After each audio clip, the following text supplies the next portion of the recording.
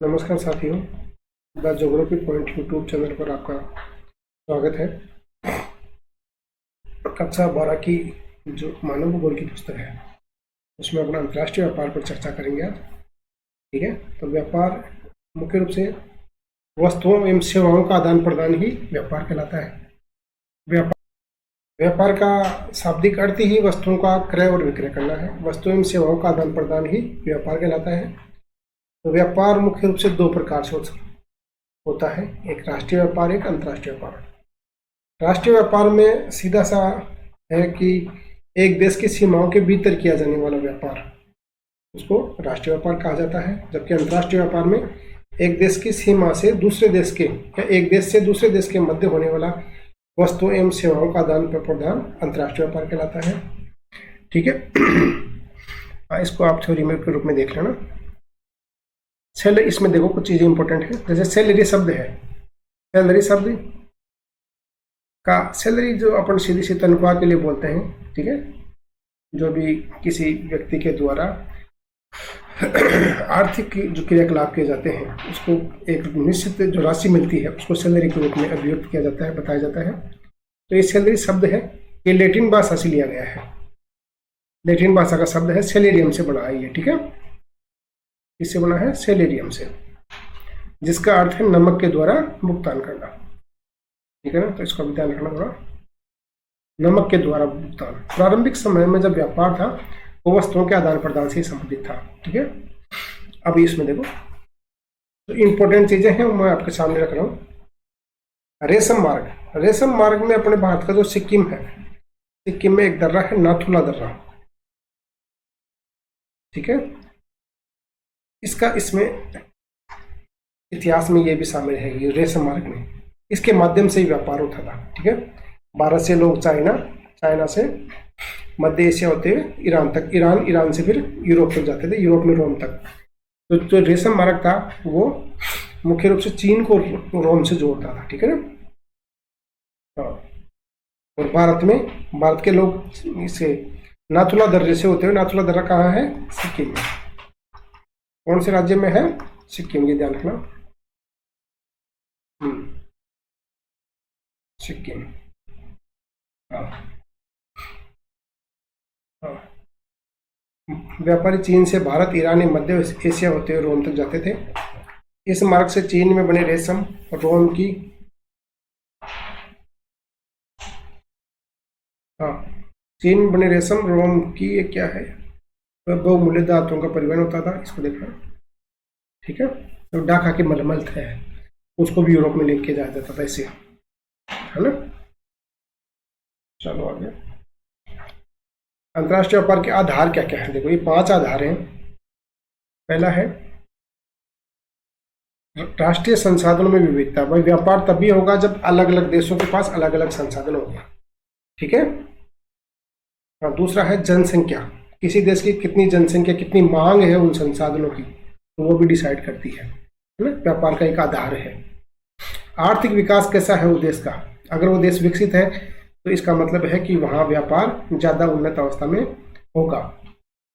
विदेशी निवेश कितना है, कोई दूसरे देश में कितने मतलब उद्योगों में निवेश करते हैं। ठीक है, और परिवहन की दशाएं कैसी है उस देश में। ठीक है, तो ये 5 आधार हैं अंतर्राष्ट्रीय व्यापार के। हाँ, आगे देखो, राष्ट्रीय संसाधनों में विविधता है, जनसंख्या कारक है, आर्थिक विकास की अवस्था है, विदेशी निवेश की सीमा है। ठीक है, परिवहन है, व्यापार संतुलन देखना है। भाई आयात और निर्यात में जो अंतर होता है ना, उससे व्यापार संतुलन निकाला जाता है। ठीक है, इसमें धनात्मक संतुलन और ऋणात्मक संतुलन, 2 चीजें होती है। ठीक है ना, अगर आयात की तुलना में निर्यात ज्यादा होगा तो वो होगा धनात्मक व्यापार। ठीक है ना, कौन सा व्यापार? धनात्मक व्यापार, धनात्मक व्यापार। जबकि अगर आयात ज्यादा है और निर्यात कम है तो वो होगा ऋणात्मक व्यापार, ऋणात्मक व्यापार, ये ध्यान रखना। ठीक है, 2 प्रकार का व्यापार होता है, व्यापार संतुलन होता है। एक देश दूसरे देश की कुछ वस्तुएं एवं सेवाएं बेचता है या कुछ वस्तुएं एवं सेवाओं को अपने देश में मंगवाता है, इसी आयात एवं निर्यात में अंतर को व्यापार संतुलन कहा जाता है। व्यापार संतुलन दो प्रकार का होता है, देखो, ऋणात्मक और धनात्मक। जब किसी देश का निर्यात, ये थोड़ा सा टाइपिंग एरर है, नियति ये निर्यात आएगा यहाँ, निर्यात, ठीक है, निर्यात, मूल्य उसके आयात मूल्य से कम होता है, तब उस देश का व्यापार प्रतिकूल या ऋणात्मक व्यापार संतुलन कहा जाता है इसको। धनात्मक, जब किसी देश का निर्यात उसके आयात से अधिक होता है तो उस देश का व्यापार अनुकूल या धनात्मक व्यापार की स्थिति में होता है। ये दोनों चीजें याद रखनी है अपने को, ऋणात्मक और धनात्मक, ठीक है। इसको अपन ऐसे भी याद रख सकते हैं भाई, अपने निर्यात ज्यादा न करके अगर आयात ज्यादा कर रहे हैं तो ऋण की अवस्था बनेगी, कर्जे की अवस्था बनेगी, ठीक है ना।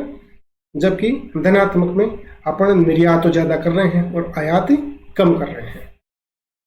अब देखो अंतर्राष्ट्रीय व्यापार के प्रकार हो रहे हैं कुछ। विभिन्न राष्ट्रों के मध्य राष्ट्रीय सीमाओं के आर पार वस्तु एवं सेवाओं के आदान प्रदान को अंतर्राष्ट्रीय व्यापार, पहले देख लिया अपने। द्विपार्श्विक और बहुपार्श्विक।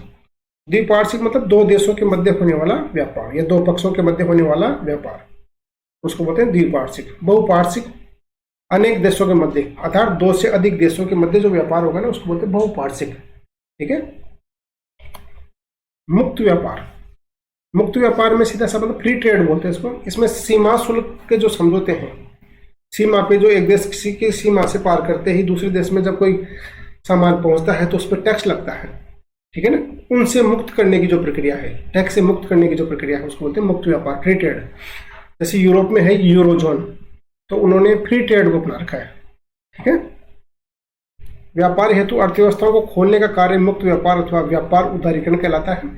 व्यापार के जो नियम है उनको सरल बनाने की प्रक्रिया को बोलते हैं व्यापार उदारीकरण। यह व्यापारी अवरोध जैसे सीमा शुल्क को घटाकर किया जाता है। सीमा का जो टैक्स लगता है उसको घटा दिया जाता है, इसमें कम कर दिया जाता है बिल्कुल। अब इसमें देखो गुण है ये और दोष। घरेलू उत्पादन सेवाओं को अंतर्राष्ट्रीय प्रतिस्पर्धा मिलती है इससे, मुक्त व्यापार से। जिससे उत्पादन की गुणवत्ता में वृद्धि होती है, व्यापार में भी वृद्धि होती है। एक देश अपने सामान मतलब सुगम तरीके से दूसरे देशों में बेच सकता है, कम मूल्य पर बेच सकता है। अब इसके कुछ दोष भी हैं। विकासशील देशों में समुचित विकास न होने के कारण विकसित देश अपने उत्पादों को उनके बाजार में अधिक मात्रा में बेच देते हैं, जिससे विकासशील देशों की अर्थव्यवस्था प्रभावित होती है, वहाँ के घरेलू उद्योग धंधे प्रभावित होते हैं एवं उनके उद्योग धंधे बंद हो जाते हैं, ठीक है ना। ये इसका एक नकारात्मक प्रभाव है, ठीक है ना, मुक्त व्यापार का। आगे देखो, विश्व व्यापार संगठन पूरी दुनिया में जो व्यापार को संचालित करने वाली, व्यापार के नियमों को बनाने वाली, या कोई देशों में अगर दो देशों में विवाद की स्थिति बनती है तो उसको सुलझाने वाली एक संस्था है जिसका नाम है विश्व व्यापार संगठन, ठीक है। इसको WTO बोलते हैं। इसका मुख्यालय हाँ, ये 1 जनवरी 1995 से अस्तित्व में है। उससे पहले एक संस्था थी GATT, ठीक है ना, GATT, general agreement tariff on trade नाम से, ठीक है। ये 1947 के आसपास ये संस्था बनी थी, ठीक है। बाद में इसी का कन्वर्ट हुई है WTO के रूप में, ठीक है। इसकी स्थापना होती है 1 जनवरी 1995 को।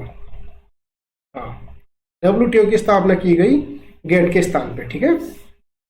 इसका मुख्यालय है जिनेवा में है, स्विट्जरलैंड में है। अभी वर्तमान में इसके 164 देश थे सदस्य।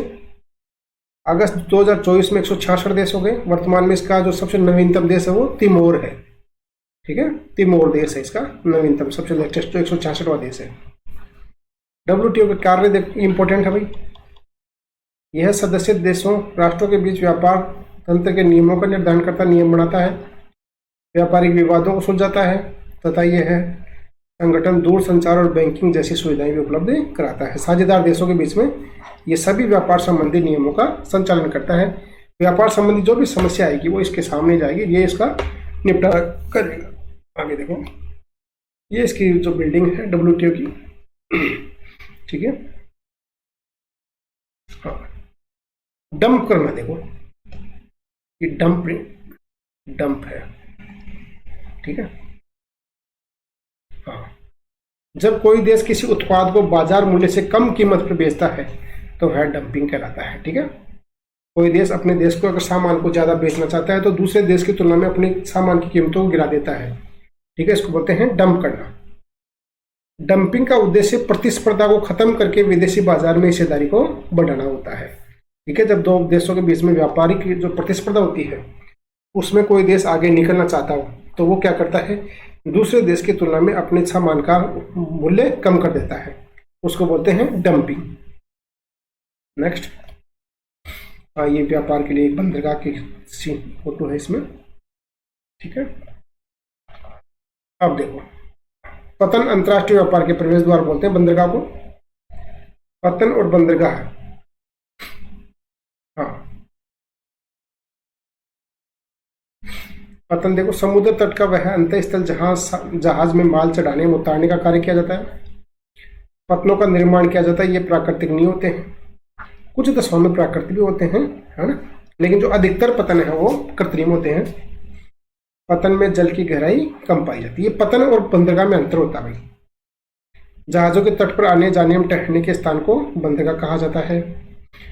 बंदरगाह प्राकृतिक रूप में पाए जाते हैं। बंदरगाह में जल की गहराई ज्यादा होती है।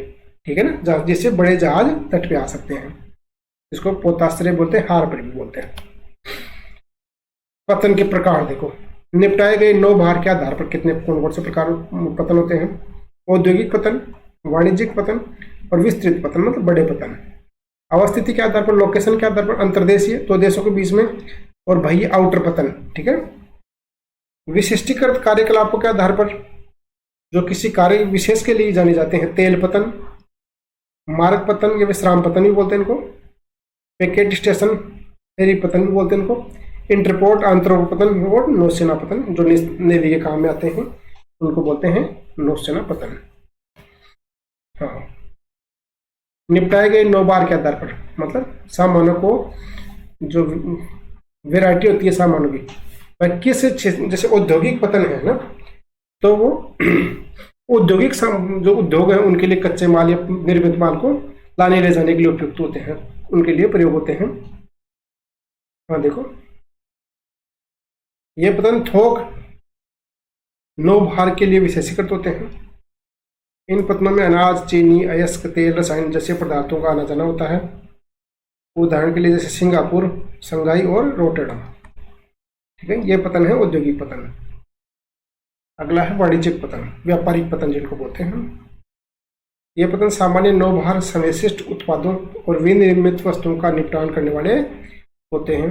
विस्तृत पतन, ये पतन बड़े परिमाण में, बड़ी मात्रा में सामान्य नौ भार का थोक में प्रबंध करते हैं। संसार के अधिकांश पतन कौन से पतन में आते हैं, विस्तृत पतन में आते हैं। आगे देखो, लोकेशन के आधार पर बंदरगाह दो प्रकार के होते हैं, अंतर्देशीय और बाह्य पतन। यह पतन समुद्री तट से दूर स्थित होते हैं।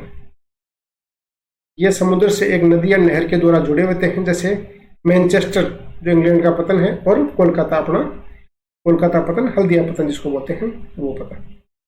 बंदरगाह आउटर पतन देखो, वह पतन जो गहरे जलीय भाग में स्थित तथा मुख्य पतन पर सहायक पतन होता है। मुख्य पतन के सहायक बंदर उसके एक तरह से हेल्पिंग पोर्ट के रूप में काम करता है ये। जैसे हल्दिया पतन कोलकाता पतन का सहायक बंदरगाह है। पिरेइस, ये एथेंस में है। ठीक है, ये सहायक बंदरगाह है। आप देखो, विशिष्ट क्रियाकलापों के आधार पर 5 प्रकार के बंदरगाह होते हैं। ठीक है, तेल पतन, टैंकर पोर्ट बोलते हैं इनको, ऑयल पोर्ट बोलते हैं, सॉरी। इस तरह के पतन शोधित, जो रिफाइंड किया हुआ तेल है, का परिवहन तथा का कार्य करते हैं। जैसे अबादान, ईरान का जो प्रमुख बंदरगाह है अबादान। ठीक है, तेल पतन बोलते हैं इनको। मार्ग या विश्राम पतन, ऐसे पतन जहां जलयान ईंधन जल भरने तथा खाद्य सामग्री लेने के लिए लंगर डाला करते हैं, रुका करते हैं। जैसे अदन है, होनोलुलु है और सिंगापुर है। ठीक है, ये हवाई द्वीप की राजधानी होनोलुलु। ठीक है, पैकेट स्टेशन या फेरी पतन देखो, ये पतन छोटी दूरियों को तय करते हुए जलीय क्षेत्रों के आर पार डाक तथा यात्रियों के परिवहन से जुड़े होते हैं। जैसे डोवर पतन इंग्लैंड में स्थित है, और केलाइस है ना पतन फ्रांस में स्थित है। इंटरपोर्ट देखो, अंतरपो पतन बोलते हैं। ये पतन एक तरल केंद्र है, गैदरिंग सेंटर है, जहां से अलग अलग देशों से सामानों को इकट्ठा किया जाता है, फिर दूसरे देशों में भेजा जाता है।